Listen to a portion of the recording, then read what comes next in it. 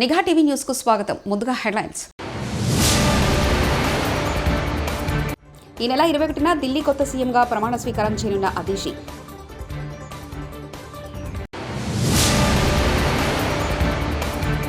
కాంగ్రెస్ పార్టీకి కేటీఆర్ డెడ్లైన్.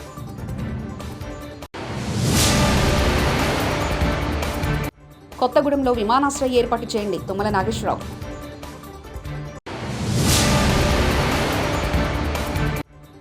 బెంగళూరులో జానీ మాస్టర్ను అదుపులో తీసుకున్న పోలీసులు.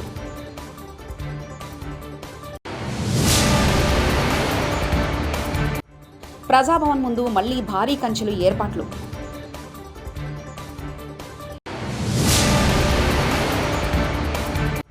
టీచర్లు కావాలని రోడ్లెక్కిన విద్యార్థులు.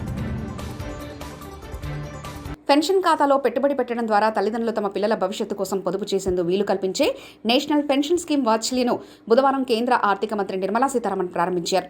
తల్లిదండ్రులు ఎన్పీఎస్ వాత్సల్య ఖాతాను ఆన్లైన్ లేదా బ్యాంకు లేదా పోస్టాఫీసులో తెరవచ్చు. కనీసం ₹1000తో వాత్సల్య ఖాతాను ప్రారంభించవచ్చు.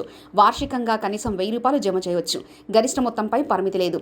ఎన్పీఎస్ ఖాతాల నుంచి ఉపసంహరించుకోవడానికి సంబంధించిన మార్గదర్శకాలను ఖరారవుతున్నాయి. 18 ఏళ్లలోపు వయసున్న పిల్లలు ఎన్పీఎస్ వాత్సల్య ఖాతాను తెరవచ్చు. 18 ఏళ్లు నిండాక ఆ ఖాతా రెగ్యులర్ ఎన్పీఎస్ ఖాతాగా మారిపోతుంది. 60 ఏళ్ల వయసు వచ్చిన తర్వాత నుంచి ఖాతా నుంచి పెన్షన్ అందుతుంది. ఢిల్లీ సీఎం పదవికి అరవింద్ కేజ్రీవాల్ రాజీనామా తర్వాత అదీషి ఢిల్లీ కొత్త ముఖ్యమంత్రి కాబోతున్నారు. ఆమ్ ఆద్మీ పార్టీ శాసనసభ పక్ష సమావేశంలో అదీషిని ముఖ్యమంత్రిని చేస్తూ నిర్ణయం తీసుకున్నారు. ఈ క్రమంలో ఆపుకు చెందిన రాజ్యసభ ఎంపీ అదీషి సెప్టెంబర్ 21న శనివారం ఢిల్లీ ముఖ్యమంత్రిగా ప్రమాణ స్వీకారం చేయనున్నారు. ఆమ్ ఆద్మీ పార్టీ ఈ విషయాన్ని వెల్లడించింది. ఆమెతో పాటు ఇతర మంత్రులు కూడా ప్రమాణ స్వీకారం చేయనున్నారు. జానీ మాస్టర్ అరెస్టు విషయంలో గందరగోళం. బెంగళూరులో కాదు గోవాలో అరెస్ట్ చేసిన సైబరాబాద్ ఎస్ఓటీ పోలీసులు గోవా కోర్టులో జానీ మాస్టర్ను హాజరుపరిచిన పోలీసులు. పీటీ వారెంట్ కింద హైదరాబాద్కు తరలింపు. రేపు ఉప్పర్పల్లి కోర్టులో హాజరుపరచనున్న పోలీసులు. బీఆర్ఎస్ నేత పెద్ది సుదర్శన్ రెడ్డి హౌస్ అరెస్ట్. నర్సంపేటలో నేడు పలు అభివృద్ధి కార్యక్రమాల్లో పాల్గొననున్న మంత్రులు పొంగులేటి శ్రీనివాసరెడ్డి, దామోదర రాజనరసింహ మంత్రులను అడ్డుకుంటారనే నేపథ్యంతో మాజీ ఎమ్మెల్యే పెద్ది సుదర్శన్ రెడ్డిని హౌస్ అరెస్ట్ చేశారు పోలీసులు.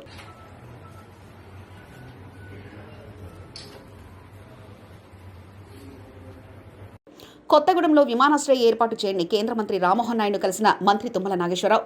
కొత్తగూడెంలో విమానాశ్రయం ఏర్పాటు చేయాలని కేంద్ర పౌర విమానయాన శాఖ మంత్రి రామ్మోహన్ నాయుడు కలిసి వినతి పత్రం అందజేశారు మంత్రి తుమ్మల నాగేశ్వరరావు. దీపావళికి ఉచిత గ్యాస్ పథకాన్ని ప్రారంభిస్తాం, అలాగే చెప్పిన మిగతా పథకాలన్నీ ఒకదాని తర్వాత ఒకటి అమలు చేస్తాం, అలానే అభివృద్ధి చేస్తామంటూ ఏపీ సీఎం చంద్రబాబు నాయుడు వ్యాఖ్యానించారు.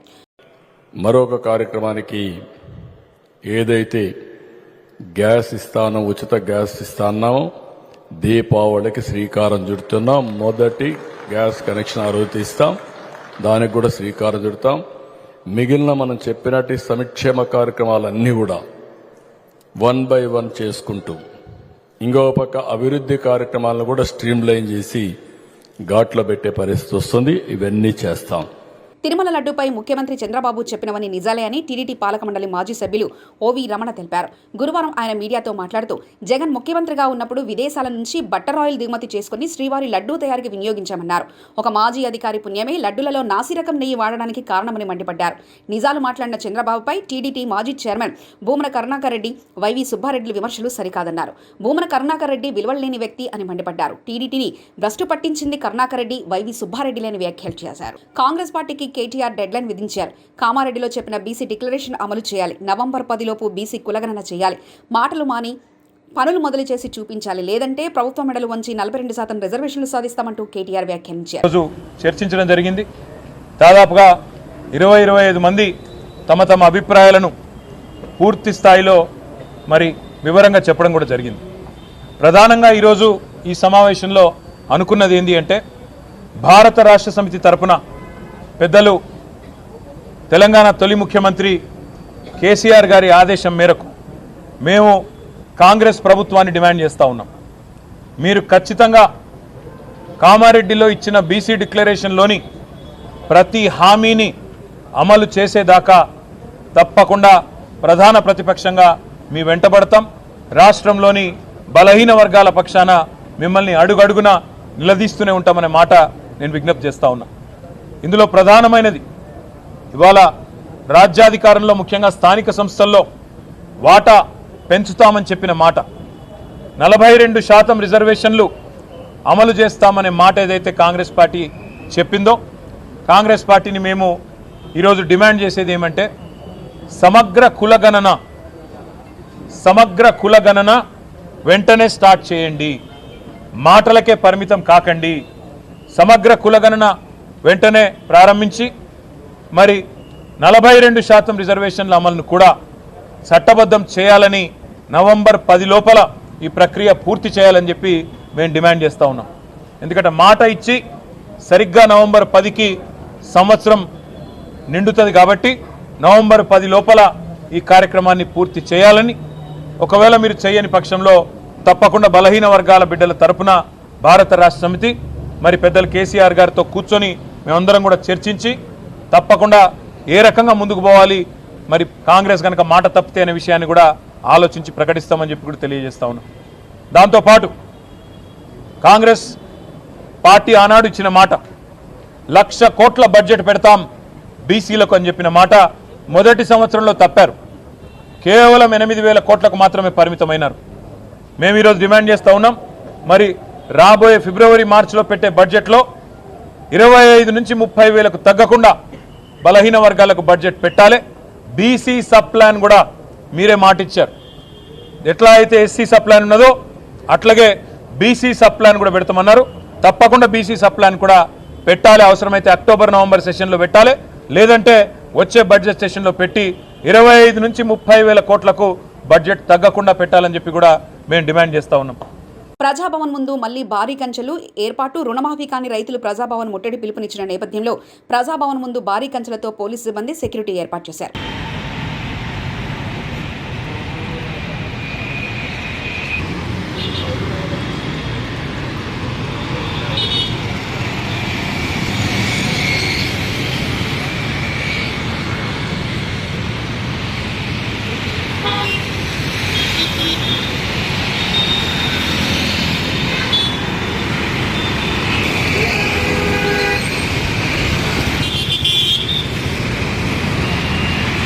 టీచర్లు కావాలని రోడ్డెక్కిన విద్యార్థులు. మాకు ఉపాధ్యాయులు లేరు, పరీక్షలో ఫెయిల్ అయితే ఎవరిది బాధ్యత? రోడ్డుపై బైఠాయించి విద్యార్థుల నిరసన.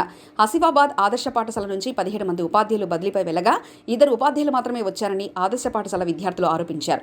తాము పరీక్షల్లో ఫెయిల్ అయితే ఎవరు బాధ్యత వహిస్తారని అధికారులను ప్రశ్నించారు. తరగతి గదుల్లో పాఠాలు చెప్పే ఉపాధ్యాయులు లేక ఖాళీగా కూర్చొని ఇంటికి వెళ్తున్నామని ఆవేదన వ్యక్తం చేశారు. పాఠశాలలో ఉపాధ్యాయులను నియమించాలని రోడ్డుపై ఆందోళన వ్యక్తం చేశారు. మా కాలేజ్ నుంచి 70 మెంబర్స్ టీచర్స్ వెళ్ళారు, కానీ వచ్చింది 2 మెంబర్స్. మా భవిష్యత్తుకి బాధ్యులు ఎవరు? మేము ఫెయిల్ అయితే ఎవరు రెస్పాన్సిబిలిటీ? ఎవరు రెస్పాన్సిబిలిటీ? మా భవిష్యత్తుకి అసలు ఏము వచ్చింది మాత్రం మిగతా టీచర్సే.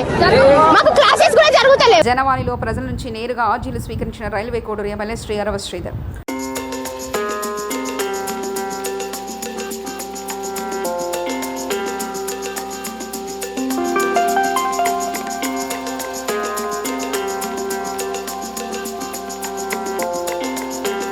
వైఎస్ఆర్సీపీ కేంద్ర కార్యాలయంలో శ్రీకాకుళం జిల్లా వైఎస్ఆర్సీపీ నేతలతో పార్టీ అధ్యక్షులు వైఎస్ జగన్ సమావేశం.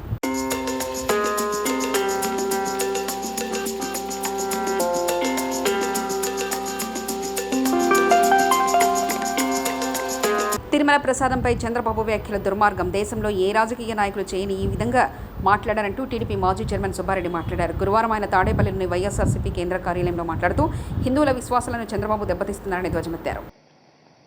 చూసిన తర్వాత నేను అప్పుడే చెప్పాను,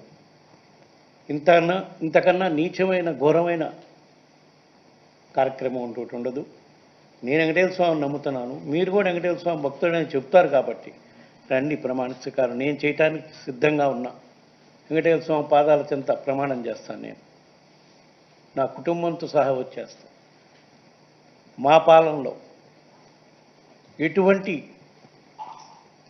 చంద్రబాబు నాయుడు గారు ఆరోపణ చేసినట్టు ఎటువంటి అక్రమాలు, నీచమైన కార్యక్రమాలు జరగలేదు.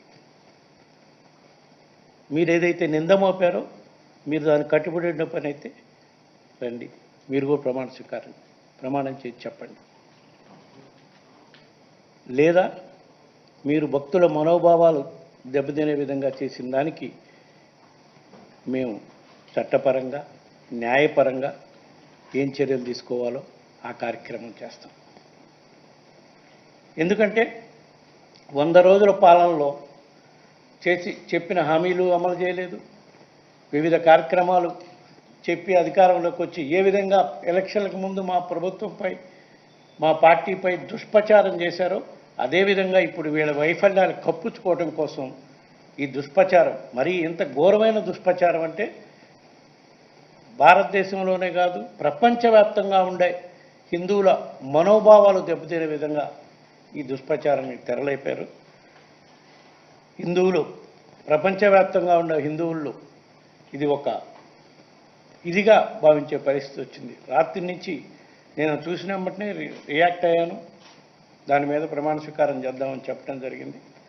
ఇప్పుడు వివరంగా ఏ విధంగా గత 5 సంవత్సరాలు మా పాలనలో స్వామివారి నైవేద్యాలు పెట్టడంలో కానివ్వండి, భక్తులకు ఇచ్చే లడ్డూలు తయారు చేయటంలో కానివ్వండి, ఏ విధంగా నాణ్యతను పాటించాము, ఏ విధంగా 2014 నుంచి 15 వరకు వాళ్ళు చేయని కార్యక్రమాలు కూడా మేము 2019 నుంచి 24 వరకు చేశాము, కొన్ని వివరాలు మీకు తెలియజేయడం కోసం ఈరోజు ఈ ప్రెస్ కాన్ఫరెన్స్ ద్వారా చెప్పడం జరుగుతుంది.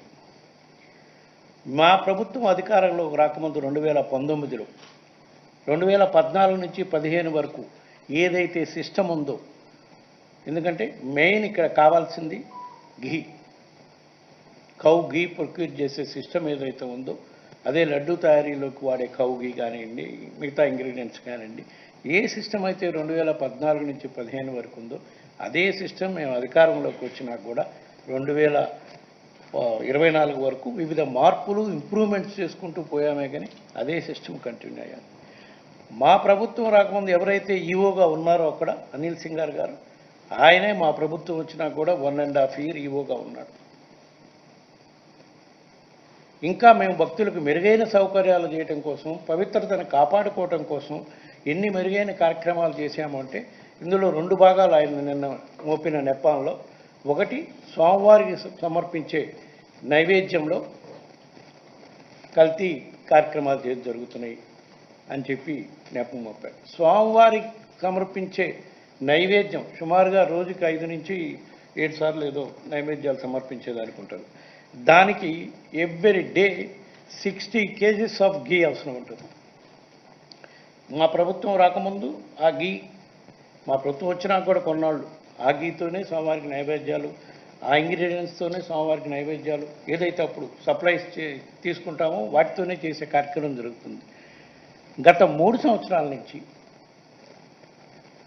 మేము ఇంకా 2 అడుగులు ముందుకు వెళ్ళి స్వామివారికి సమర్పించే నైవేద్యానికి ఘీ కానివ్వండి, వాడే ఇంగ్రీడియంట్స్ కానివ్వండి, అంటే రైసు, డాలు, ఇవన్నీ వాటెవర్, అంటే వివిధ రకాల నైవేద్యాలు సమర్పిస్తుంటారు స్వామివారికి. పొంగలు, పాయసం, రకరకాలుగా పులిహార సంబంధించిన ఐటమ్స్ అన్నీ కూడా స్వామివారికి సమర్పించే నైవేద్యంలో వాడే ఐటమ్స్, ఇంగ్రీడియంట్స్ అన్నీ కూడా మామూలుగా మార్కెట్ నుంచి కొంటే ఆ మార్కెట్లో దొరికే ఐటమ్స్ అన్నీ కూడా మామూలుగా పండించి ఎరువులు, పురుగు మందులు వాడిన పదార్థాలతో పండిస్తారు. వాటి వల్ల స్వామివారికి విషపూరితమైన నైవేద్యం సమర్పించే పరిస్థితి ఉంది. దీన్ని మార్పు చేయాలని చెప్పి టోటల్ ఆర్గానిక్ ఇంగ్రీడియంట్స్తో ఇంక్లూడింగ్ ఘీ, ఆర్గానిక్ దేశీ కౌ ద్వారా వచ్చిన ఘీతోనే గత 3 సంవత్సరాల నుంచి కూడా స్వామివారికి నైవేద్యాలు సమర్పిస్తున్నాం. దానికి ఎగ్జాంపుల్, ఆ స్వామివారికి నైవేద్యాలు సమర్పించే ఘీకి ప్రత్యేకంగా ప్యూర్ దేశీ కౌస్ నుంచి ఘీ తీసే గోశాల రాజస్థాన్లో ఉంది, ఫతేపూర్లో. అక్కడ సుమారుగా 10,000 దేశీ కౌస్ ఉంటాయి. వాళ్ళ దగ్గర నుంచి ఘీ సప్లై తీసుకొని మేము కొనలేం కాబట్టి, ఎందుకంటే మన దగ్గర టెండర్ సిస్టమ్ ఫాలో కావాలి, కొనలేం కాబట్టి డోనర్స్ సహాయంతో ఎవ్రీ డే 60 kgs ఘీ ఆ రాజస్థాన్ దీని నుంచి ఘీ తీసుకొచ్చి స్వామివారికి నైవేద్యానికి సమర్పించారు. ఈ నెల 21న ఢిల్లీ కొత్త సీఎంగా ప్రమాణ స్వీకారం చేయనున్న అదిషి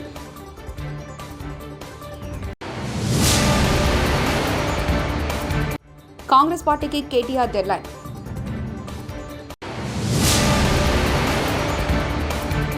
కొత్తగూడెంలో విమానాశ్రయం ఏర్పాటు చేయండి, తుమ్మల నాగేశ్వరరావు.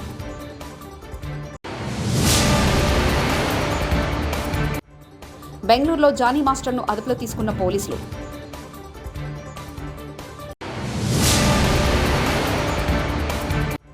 ప్రజాభవన్ ముందు మళ్లీ భారీ కంచెలు ఏర్పాట్లు.